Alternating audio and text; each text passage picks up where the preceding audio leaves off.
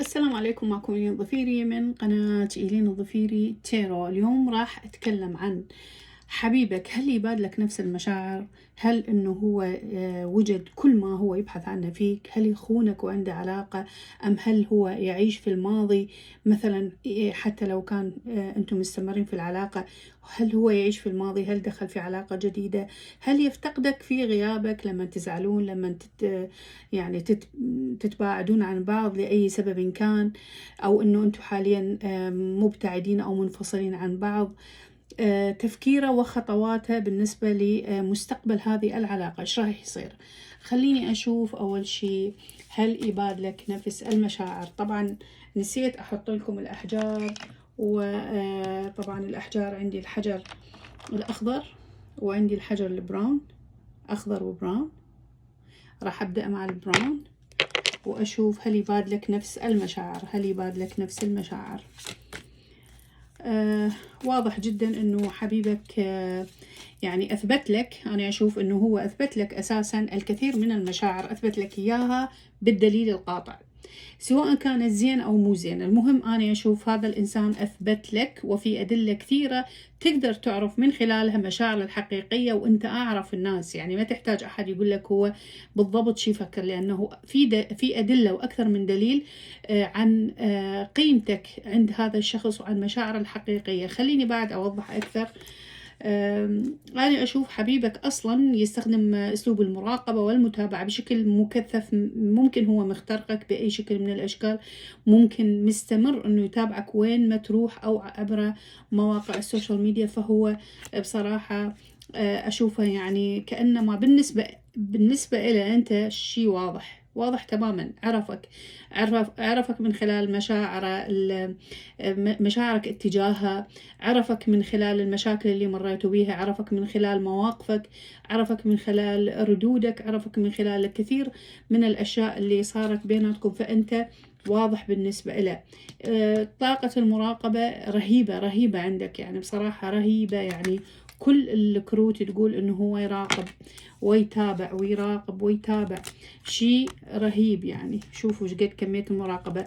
بصراحة من خلال هذا اللي يعني دا اشوفه الان، احس انه حبيبك شكاك، يعني يشك بملابسه. ممكن هو متعرض الى خيانة سابقا، او مرت عليه تجارب كثيرة، فلهذا هو يشكك في كل تصرفاتك، حتى وانه انت اثبتت له بالدليل تفكيرك مشاعرك الحقيقية، ولكن هو شكاك. وهذا مشكلته هو، مو مشكلتك انت.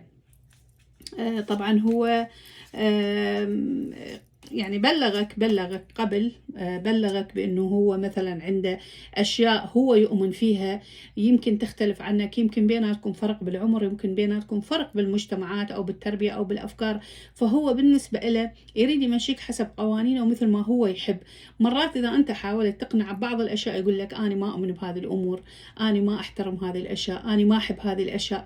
فيحاول أنه يمشيك حسب قوانينه هو وتفكيره هو.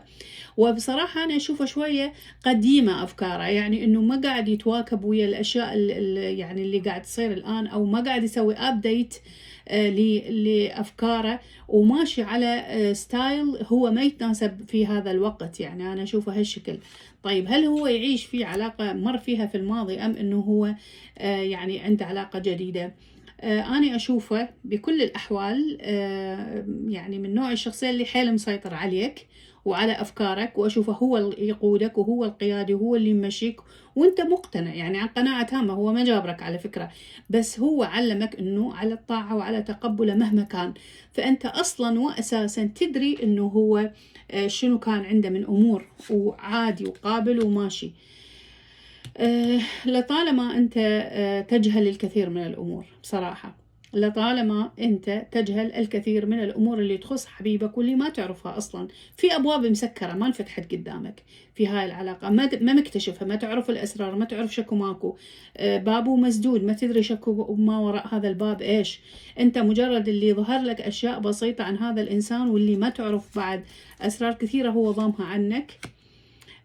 وأنا أشوفه هو already طالع من علاقة، أو أصلا مر بتجربة صعبة وخسر ممكن مشاعر، خسر فلوس، خسر أشياء كثيرة.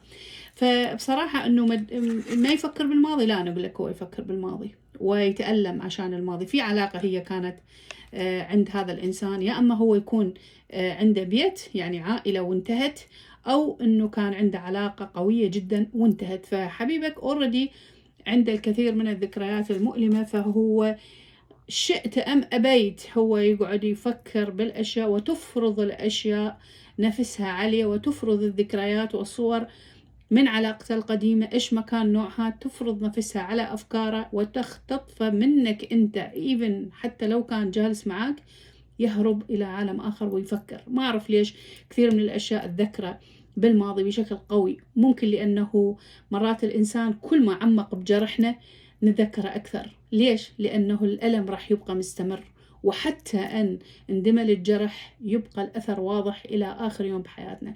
فلهذا السبب كل إنسان يعني آذانا بزيادة ما ننسى بزيادة، ولا يمكن أن ينمحي من ذاكرتنا سواء حبا أم كراهية.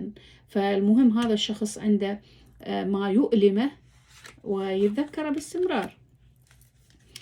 كعلاقة نعم، هو ترى يعني على فكرة هو مو عبالك الأنجل، مو ملاك، ترى هو هم عنده يعني هم عنده ماضي وهم عنده حاضر. فهذا حبيبك ما قاعد راحة بصراحة. أنا أشوف عنده ممكن كصداقات وشي أكثر بعد، يعني مو شرط أنه علاقة يعني علاقة حيل معتمدة، بس في يعني لا حيل تأمن، لا حيل تكون مأمن يعني 100%. لأن أنا أشوف هو يؤمن بالصداقات بشكل قوي، ويحاول إنه كل شيء يخليه يطبخ طبخة كويسة بحيث أنت ما تحس بيه، لأن هو بروفيشنال يعني متمرس مو قليل. فأنت هواي أشياء تجهلها وما تعرفها. في أشياء أصلا لو مهما بحثت ومهما حفرت ومهما حاولت ما راح توصل لها، لأنه كأنما هي شايفين في قبور يعني مغلقة، مستحيل أنه تعرف إيش اللي في داخل هذا الشيء. بعدين هو متوازن ويخليك تلف وتدور حوالين نفسك وما تفهم الحقيقة. شخصية ما شاء الله يعني بروفيشنال من الدرجة الأولى. زين، هل هو يفتقدك في غيابك؟ هل يفتقدك في غيابك ويشتاق لك؟ نعم هو يفتقدك كثير، مع انه ترى بفترة الغياب في ناس يعوضون عن مكانك. يعني في شوف يعني هو في طرف ثالث. ما ادري اذا انت اصلا في علاقة ثلاثية ام انه ما تدري انه حبيبك يدخل في علاقات ثلاثية يعني عادي باستمرار. فهو يفتقدك بس بنفس الوقت يخبي. ده تشوفون هذا الشخص كيف يخبي وراء ظهره. يعني هو يشتاق بس انه يعني شايفين انه يصير مشغول مع اشياء مع اللي حواليه، في علاقات كثيرة حواليه. فمو كثير يعني مثل ما انت تتخيل يفتقدك لهذا الحال. هنا يعني هو يأنب ضميره. عرفتوا كيف؟ يأنب ضميره. مثلا يشوف انه انت متأذي متألم، او انه هو اللي اخطأ واضح بهاي العلاقة، انه هو يخطئ كثير بحقك ويستضعفك شوية لان يعرف انت ايش قد تحبه ومتعلق فيه وقدمت له الكثير. فما ينكر هاي الاشياء. ففي ساعة من الليل وفي ظلمة الليل يتذكرك، واحيانا يؤلم ضميره بحيث يوصل مرحلة للندم يعني. فاذا وصل هاي المرحلة من الندم ممكن انه يتراجع، وممكن هو يبادر بالصلح، او انه يشتاق لوجودك بهاي اللحظات اذا هو يعني ضميره استيقظ وتألم وحس بالندم.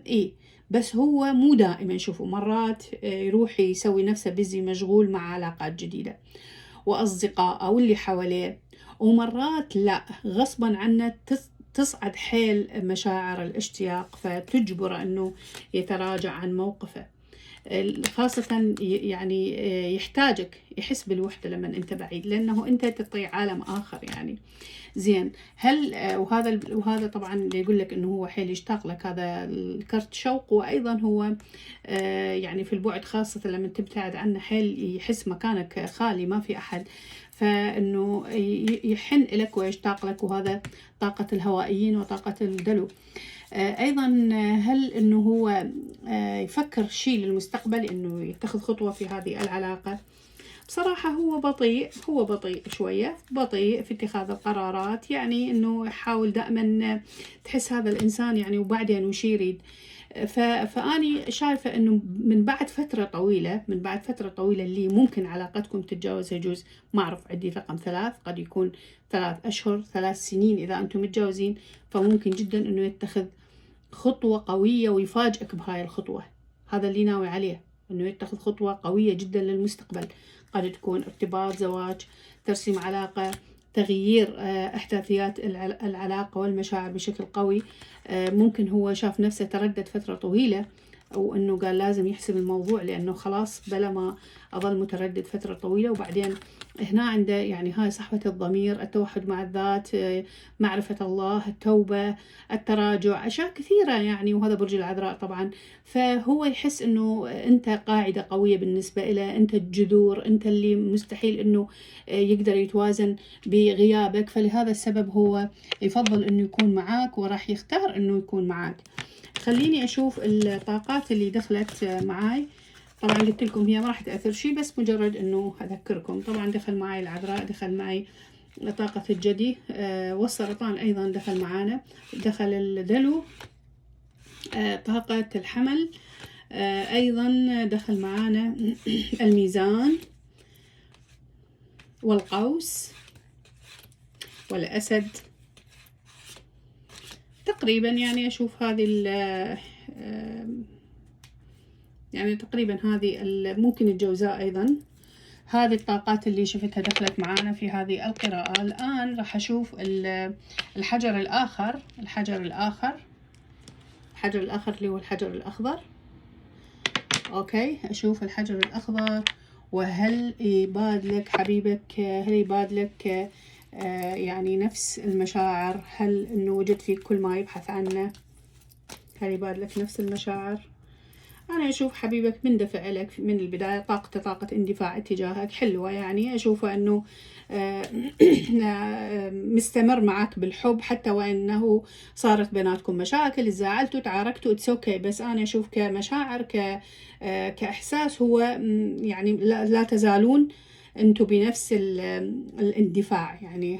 أنه هو قوية مشاعره اتجاهك ومندفع لك بشكل قوي، رغم أنه ممكن جدا أنه مثلا صار بيناتكم في هاي الفترة، صار بيناتكم أنه العلاقة حيل اتدمرت، مريتوا فترة عصيبة في هاي العلاقة.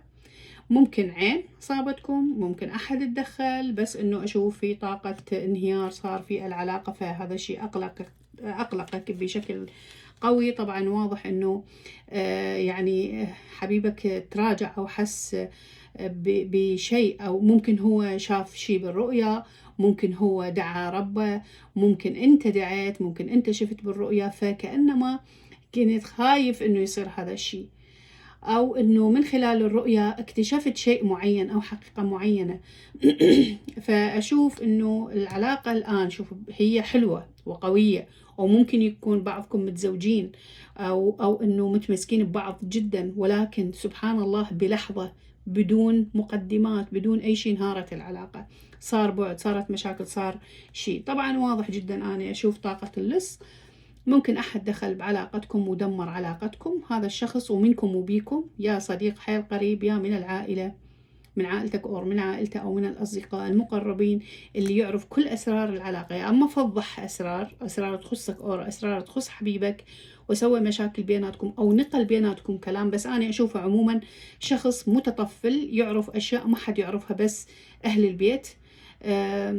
ممكن استخدم أشياء في سبيل أنه تنهار هاي العلاقة، وكان له هدف. يعني هو مو إجه يعني أنه هالشكل بدون هدف، لا عنده هدف، والهدف هو التدمير، والهدف هو الاستغلال، والهدف هو يعني أنه هاي العلاقة تنهار وتنتهي. على فكرة هذول يعني هذا الشخص بالذات هو شخص واحد شخص واحد، حتى وإن ساعدوه 100,000 شخص، بس هو يبقى الرأس المدبر واحد من قريب عليكم حيل. وما راح أقدر أحدد لك، أقول لك هو ذكر أو أنثى، كل واحد عنده شكل، بس يعني ممكن يكون طاقة أنثى، ممكن جدا يكون طاقة أنثى. وأنا أشوف لأن طلعت لي الأفعى، فأنا أشوف إنه في امرأة مو قليلة، شريرة، ومعروف إنه هي هاي الإنسانة يعني لو رادت تسوي شيء تسوي وتتحدى وتقدر. وأنت من الأول كنت خايف من هاي الإنسانة، تخصك أو تخص حبيبك. المهم إنه طبعا دمرت العلاقة، ولا تزالون تعانون. مع الأسف إنه هالعلاقة كانت بالبداية كثير حلوة، فإنه حبيبك هل وجد فيك الأشياء اللي يحبها؟ نعم، وجدك أنت عالم الخاص، وجدك أنت إنسان يعني أخذت من كل الناس اللي حواليه. مع العلم كانت في فرص كثيرة غيرك أنت، بس هو كان مستوعبك بشكل قوي، يحس أنه أنت الدنيا كلها، أنت عالمة، أنت طلعت أشياء ما حد قدر يعطيها إياها، فلقاك أنت فعلا تنطبق 1000%، أصلا أكثر من تخيله وأكثر من تصوره، فلقى فيك الإنسان اللي يبحث عنه. فلهذا هو استغنى فيك أنت عن العالم اللي حواليه. ولكن شاء القدر وصار اللي صار بيناتكم، وتحولت العلاقة، يعني طاقة العلاقة تحولت بشكل قوي، وممكن هذه تكون ماضي، أو ممكن مشاكل أقوى منك أو من حبيبك. فأنا أشوف علاقتكم تمر بكسرة قوية، أو مرت بكسرة قوية، ولا تزالون انه انتم بهذا الهم لحد الان، وما تعرف شو تسوي. طبعا في واحد من عندكم حيل يتوسل انه ترجع العلاقة، وصل مرحلة حتى داس على نفسه، داس على كبرياء، داس على كرامته في سبيل انه ترجع هاي العلاقة. ولكن واحد منكم عند وكان يعني قاسي وتغير، ولكن هو هذا الشخص كأنما هو يريد ينتقم من عندك، وإذا تحس انه هو ممكن بتحريض شيء اخر. فممكن هذا الشيء يعني اللي أشوفه ممكن إنه يعني أخذ حبيبك منك هو ماضي، يعني ممكن ماضي، أو تدخل هذا الشخص اللي هو موجود في حياته، يعني لا يزال في الماضي وفي الحاضر وفي المستقبل موجود هذا الشخص، فكان أقوى من حبيبك. وحبيبك أشوف يعني انكسر قدامه ونفذ هواي أشياء وأذاك، وأنت وصلت مرحلة، ممكن أنت اللي وصلت مرحلة أنه حاولت بكل الطرق أنه يعني ترجع هاي العلاقة مرة أخرى إلى الحياة، ولكن يعني كان الموضوع شوية صعب حيل، أقوى منك، أقوى بكثير. عموما هل حبيبك يفتقدك في غيابك وفي الزعل والبعد؟ أنا أشوف حبيبك أصلا ما راح يهجر ذكراك أبدا، حتى وإن كان عايش ويا العالم كله، بس هو يعني أنت تاخذه إلى عالم آخر، فهو يفتقدك جدا، لأنه لا يزال متعلق ولا قدر يتخلص من مشاعره اتجاهك ويحبك لهاي اللحظة، ومتعلق حيل، رغم أنه ممكن هو دخل في علاقة أخرى أو ارتبط أو أي شيء آخر، أو أساسا موجود طرف ثالث في العلاقة، ولكن هو لا يزال لحد هاي اللحظة متعلق فيك. وغيابك خلى حياته تنقلب رأسا على عقب. حتى وإن كان قلت لك لا تقول لي إنه هو عايش حياته، حتى وإن كان عايش حياته، أنت لك الظاهر، أنت ما قاعد تدخل بخواطر الناس، وما تدري شكو بداخله، وما تدري شكو براسه من أفكار ومن ألم.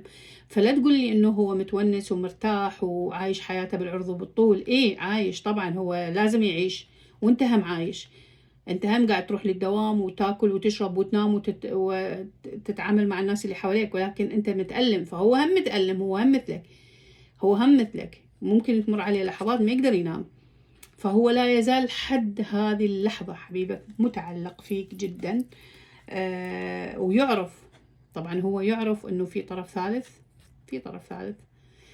بس شوف، بصراحة أنا أشوف حبيبك يخفي عنك كثير من الأشياء. أيضا في صندوق أسود مثل صندوق الطائرة، يعني في أسرار كثيرة أنت ما تدري عنها شيء، ممكن تخص حياة حبيبك، ممكن يعني تخص حياتها الآن أو قبل. مهم في أشياء مخفية، أنت ما عرفت كل شيء، عرفت قليل وخفي عنك الكثير. ويعني حبيبك يفتقدك، وحيل عنده إحساس كأنما ياخذ من العالم كله ويوديه لعندك. تفكيره وخطواته في المستقبل إذا أنتوا يعني اللي شفته الآن مو كثير يعني مزعج نوعا ما، لأن أشوف في مشاكل، في تعقيد في هالعلاقة، في عوارض، في ناس تدخلت، في ناس حبت أنه تدمر هاي العلاقة، سواء كانت حب أو زواج. بس أنا أشوف حبيبك بصراحة يعني يحب أنه يرجع، ويحب أنه هاي العلاقة ينقذها من اللي صار. فأنا شايفة خطوات حبيبك راح تكون قوية باتجاهك وباتجاه الصلح. زين، فحبيبك راجع، لأنه يعني بصراحة ما قدر يشيلك من تفكيره، أنت دائما على باله. فتفكيره أنه نادم جدا، على فكرة نادم، ممكن هو أذاك حيل، كسرك، جرحك، آلمك حيل، فهو نادم، يحس أنه هو أحرق طريق العودة. ولكن الأمل فيك أنت كبير، ويتصور أنه إذا يجي راح يطرح موضوع الصلح والعودة، ممكن أنت راح تسامحه، لأنه المتأكد منه أنه أنت حيل تحبه. فشنو رأيك أنه أنت تطلع خارج توقعاته وتقول له لا، شو رأيك؟ لأن هو راح يجي يعرض عليك الحب، العودة، انه نرجع مرة اخرى سواء كنتوا بعلاقة حب او متزوجين، لان هو حيل مشتاق لك. انا شايفة بصراحة شايفة انه راح ترجع المحبة والمودة بيناتكم مرة اخرى وقريب جدا. يعني انا شايفة في عندكم ممكن بعد 10 ايام، وممكن على الاغلب في شهر اكتوبر راح تصير علاقتكم بعالم ثاني، راح تصير حيل حلوة مثل ما اول ما بدت. يعني شلون انت دائما تقول البدايات هي الاجمل، البدايات كانت هي العسل، فراح يرجع لك العسل وراح ترجع لك البدايات. أشوفك راح ترتاح حيل، راح تقول حققت اللي أريده، لأن أنت هم مشتاق، وأنت كأنما قاعد تنتظر أنه هذا الحبيب يرجع، فراح يرجع لك غصبا عنه.